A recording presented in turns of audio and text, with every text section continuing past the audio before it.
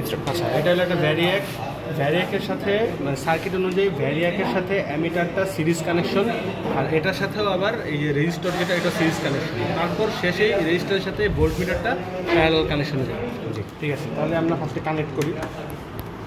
যে এটা হলো গ্রাউন্ড, সব প্রত্যেকটা এখানে এই অংশটা হচ্ছে ভ্যারিয়াকের ইনপুট আর এই পাশটা হচ্ছে আউটপুট। ঠিক আছে, আচ্ছা ইনপুটটা আমরা পরে অ্যামিটার আমরা সিরিজ কানেকশনের জন্য দিলাম, তারপর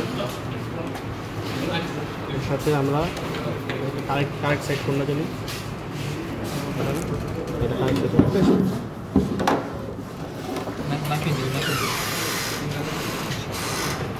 আচ্ছা, এর আগে আমরা রেজিস্ট্যান্সটা কত সেটা মাপতে হবে। রেজিস্ট্যান্সটা মাপতেছি, এটা হলো আমাদের ইনপুট রেজিস্ট্যান্স। মান দেখাচ্ছে মানে এই সাইডটা ভালো আছে। হ্যাঁ 165, মোটামুটি 165 ওহম হলো আমাদের ইনপুট রেজিস্ট্যান্স। আচ্ছা, তার সাথে আমরা এটা এখানে প্লাস মাইনাসে কোনো ঝামেলাই নেই, তো সিরিজ আমরা কানেক্ট করলাম।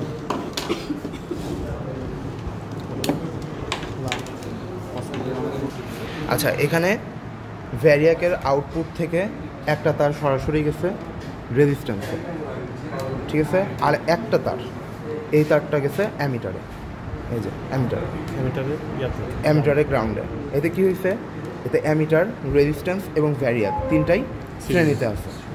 এবার ভোল্ট মিটারটাকে রেজিস্ট্যান্সের সাথে প্যারালালে যুক্ত করতে হবে।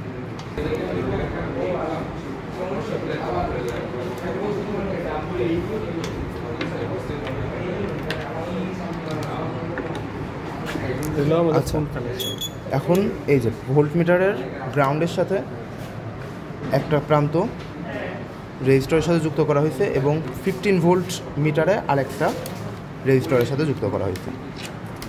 এবার আউটপুট দিতে হচ্ছে, ইনপুট দেওয়া হলো।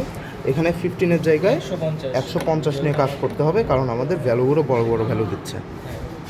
সেটা নেই। এবার ভ্যারিয়াক এখানে 0-তে আছে। এবার ভ্যারিয়াকের ভ্যালু চেঞ্জ করার সাথে সাথে আমরা অ্যাট এ টাইম অ্যামিটার এবং ভোল্ট মিটারে রিডিং পাবো। এই রিডিংগুলো আমাদেরকে ডেটা টেবিলে বসিয়ে সেখান থেকে আমাদেরকে ইরর বের করতে হবে। একটা আমি নিয়ে দেখাই, যেমন এখানে আমি ইনপুট দিচ্ছি, আমার 100 ভোল্ট লাগবে ইনপুট।